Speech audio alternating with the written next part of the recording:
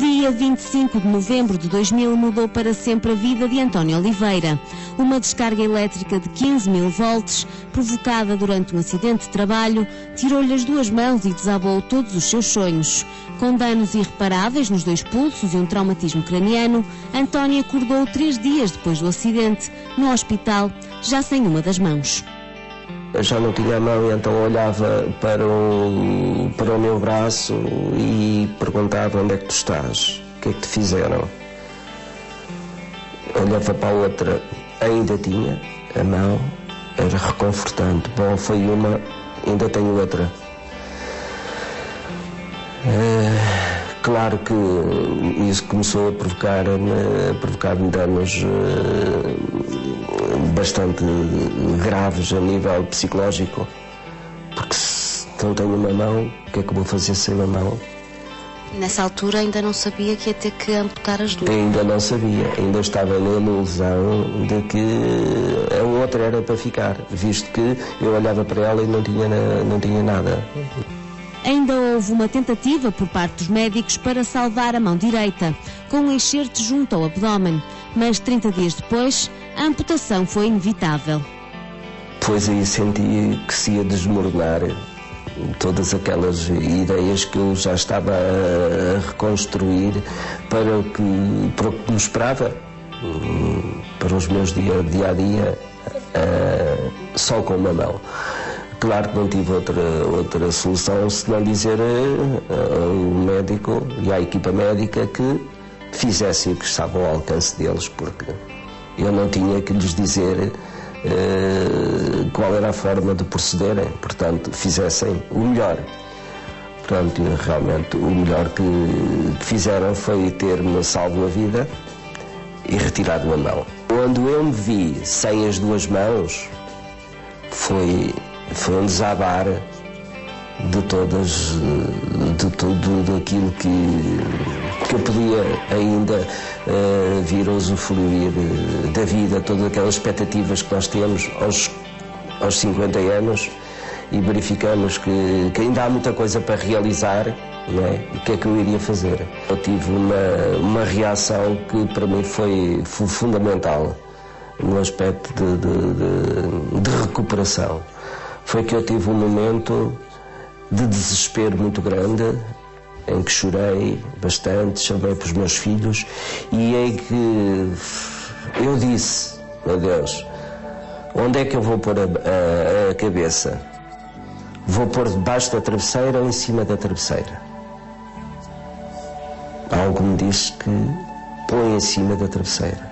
Não mergulhes debaixo da travesseira. Põe, ergue-te. E eu ergui.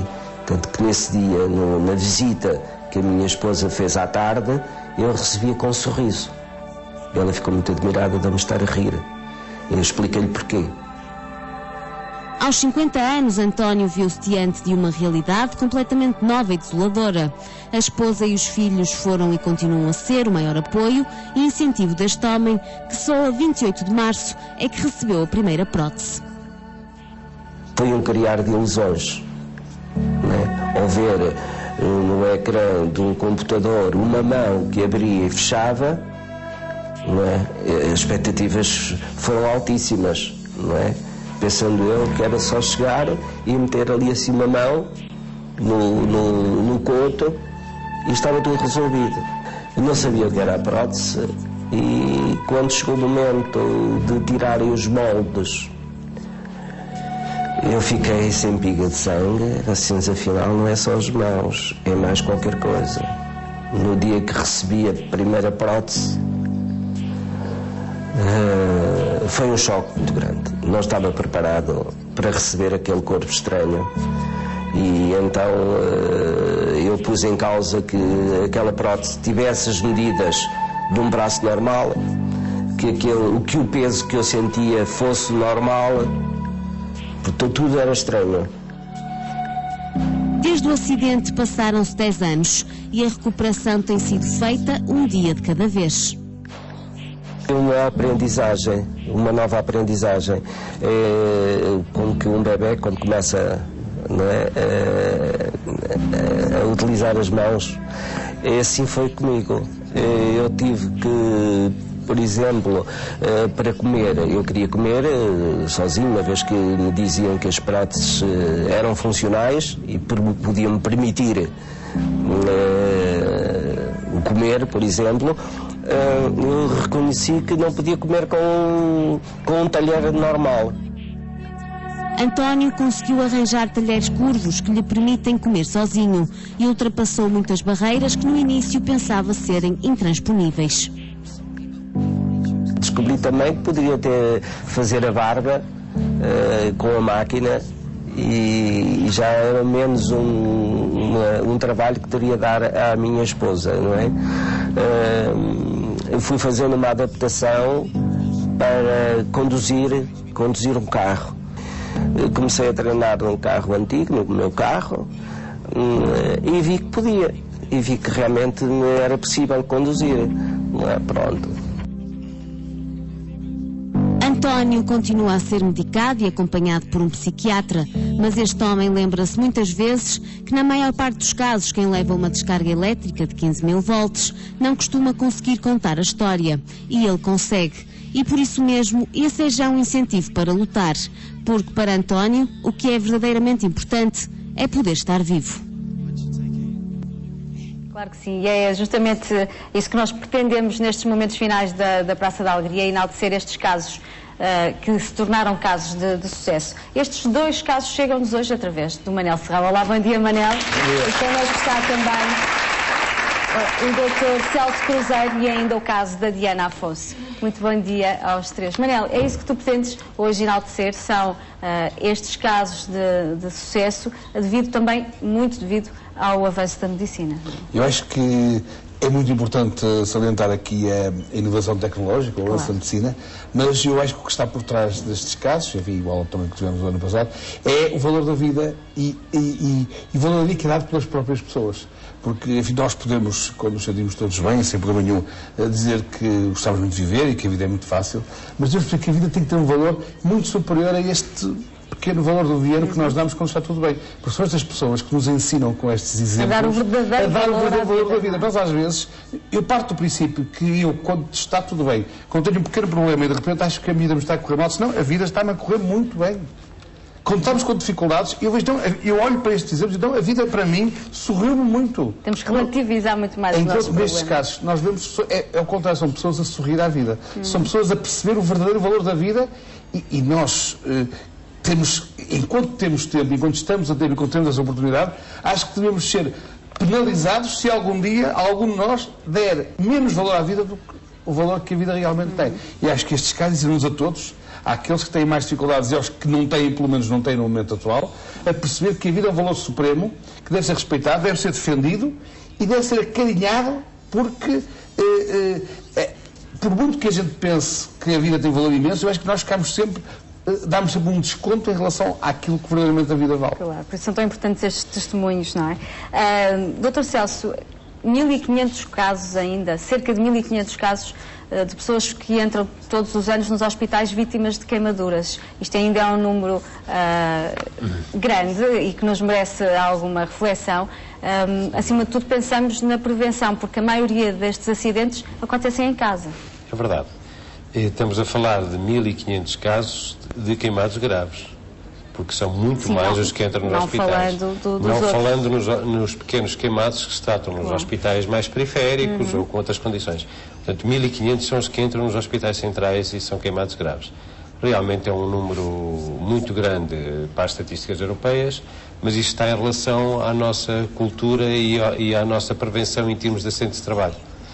As nossas casas são mal preparadas para os idosos, que muitas vezes estão abandonados. Crianças e idosos são as principais vítimas, são as principais vítimas de risco. São sempre as pessoas mais desprotegidas e com maiores dificuldades de locomoção e com menos noção do perigo que se apresenta perante elas. É comum ver no nosso interior lareiras ainda no chão, sem qualquer proteção. É comum ver instalações elétricas sem o mínimo de condições. As normas europeias de controle da temperatura da água nos esquentadores não são cumpridas, as proteções dos fornos elétricos, etc. Eu podia enumerar aqui exaustivamente todos os perigos que se apresentam a uma criança ou a um idoso que passeia por uma casa, que está em casa simplesmente. A mãe está muitas vezes sozinha a preparar o jantar e não tem onde deixar a criança que anda com ela na cozinha ou ao colo ou pendurada, que puxa a toalha. Isto é um acidente típico das nossas cozinhas, puxar a toalha e está em cima o líquido fervente ou quente. Outro acidente típico é a água do banho. Todas as pessoas põem primeiro a água quente e depois a fria, por mais vezes que a gente passa a mensagem, porque podem temperar a água exatamente ao contrário. Exatamente. Põem a primeira fria, depois temperam com quente, mas toda a gente faz ao contrário. Entretanto, interrompe um telefonema, alguém vai à porta e o que está é só água quente no banho e a criança já sabe que vai tomar banho e salta lá para dentro. Estes perigos que nós temos uma associação de apoio aos queimados, com sede em Coimbra, mas já com uma delegação em Lisboa e outra a nascer no Porto. E vamos, na medida possível, vamos tentando esclarecer, prevenir e acarinhar as pessoas que se queimaram, quer principalmente as crianças, com os nossos campos de férias, quer com outras iniciativas. Mas há muito para fazer na área das queimaduras. Muito ainda. É uma área muito desprotegida. O doutor que acompanhou este caso que vimos nestas imagens do Sr. António Oliveira, é um caso de força e perseverança, em que conseguiu refazer a sua vida. É verdade. É uma alegria tê-lo tratado e ser amigo dele. Ser um dos meus companheiros agora na Associação Amigos dos Queimados. É uma das pessoas que vai comigo para as sessões de esclarecimento, para explicar como é que pode acontecer. Ele era um funcionário exemplar, cumpria rigorosamente as condições e as normas de segurança, ele era eletricista, e, portanto, apesar de tudo, fez todas as regras e sofreu uma eletrocução por alta voltagem, simplesmente porque a cabine onde estava a trabalhar tinha pó. E aquelas pequenas partículas de pó, às quais ele não podia imaginar, que lhe provocou a descarga elétrica. Da sua responsabilidade, obviamente. E é essa a mensagem que ele passa também, quer dizer, apesar de tudo, este acidente aconteceu. Imaginem se vocês não têm os cuidados mínimos. Claro. E depois a alegria dele e a capacidade leva-me a conduzir, conduz com duas próteses, tira o bilhete de identidade, atende o telemóvel. O telemóvel, ainda por cima, tinha um telemóvel de abrir, que até para nós é complicado. E, portanto, realmente, já fez um curso na faculdade. Conseguiu reaprender toda uma vida, não é? Como dizia o Manel, a vontade de viver e a vontade de recuperar. Porque nós vemos muitas vezes, isto está dentro de nós.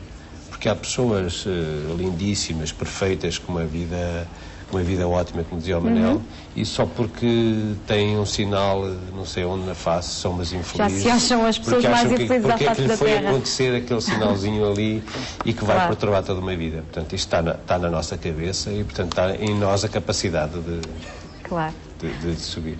Vamos conhecer o caso da Diana. Sei que não foi sua paciente, mas tem também uma história para nos contar. O acidente consigo deu-se, tinha apenas 2 anos, não é? De vida. 2 anos também. Estava em casa? Foi em casa que aconteceu? Foi um acidente doméstico, estava em casa e um pequeno gesto na cozinha fez com que eu colidisse com a minha avó e a frigideira virou-se e eu queimei-me com azeite a ferver.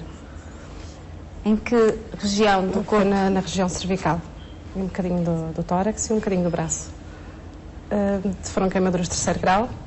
Na altura, os meus pais foram logo comigo para o hospital, mas não valorizaram muito a queimadura. Eu ainda estive uma semana em casa e, passado essa semana, já tinha muita febre, então aí é que fui para uma unidade de queimados em Lisboa e fui tratada, fiz enxertos.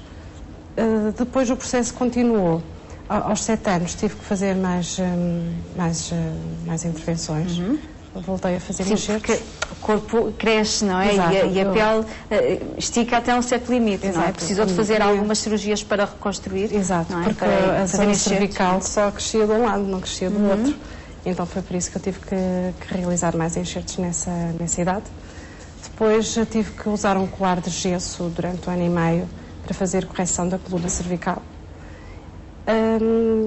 Nessa altura, claro que havia sempre os mesmos problemas, eram os olhares, eram as perguntas de como aconteceu, como foi, o tentar eu minimizar esses olhares ao proteger-me, ou com a roupa, ou com lenços, porque não gostava que andassem sempre a questionar. A Diana tem uma frase muito significativa, que diz, eu vivia para a queimadura. Sim, porque basicamente... Não havia mais nada na sua vida, objetivos de vida, no fundo, tudo girava à volta daquela queimadura. Tudo para esconder, para evitar falar sobre o assunto, para tentar evitar de explicar o que é que aconteceu. Sim, eu não ia a determinados sítios porque achava que não podia por causa da queimadura, porque iam olhar, porque não me ia sentir bem. Basicamente vivia em função da queimadura. Até que depois, a certa altura, dei o salto e consegui ver o outro lado bom da vida. Tinha que idade na altura? Eu aos 14 anos fiz uma cirurgia plástica. Claro que fiquei muito melhor, mas o que eu queria era que as cicatrizes desaparecessem. Então, por mais que o médico dissesse que tinha ficado melhor, eu achava que não. Porque para mim a cirurgia plástica era para ficar com a pele completamente igual à restante pele do corpo. Mas até essa cirurgia plástica já tinha passado por quantas intervenções 5 cirúrgicas? Por 5? Sim. Depois comecei passo a passo, depois dos 14 anos, a começar a conviver com a queimadura. A pouco e pouco, na família, com muito apoio da família e dos amigos, a começar a gostar de mim. E foi quando entrei na universidade e mudei de ambiente, mudei de amigos, que eu achei que podia ter oportunidade para não ser eu a afastar-me deles, mas sim juntar-me a eles, porque quem se afastava era sempre eu. E foi aí que foi extremamente fui bem acolhida, claro. E que estabeleci uma nova ligação. E a sua história também tem um facto muito curioso, é que depois acabou por ir para enfermeira e estudar numa unidade de queimados, acabou também por ajudar muita gente. Obviamente que estes doentes têm sempre que ter um acompanhamento psicológico e, portanto, é um acompanhamento multidisciplinar. Infelizmente não temos mais tempo para continuar a nossa conversa. Manel, muito obrigada por nos trazer estes casos. Obrigada, doutor, e obrigada também.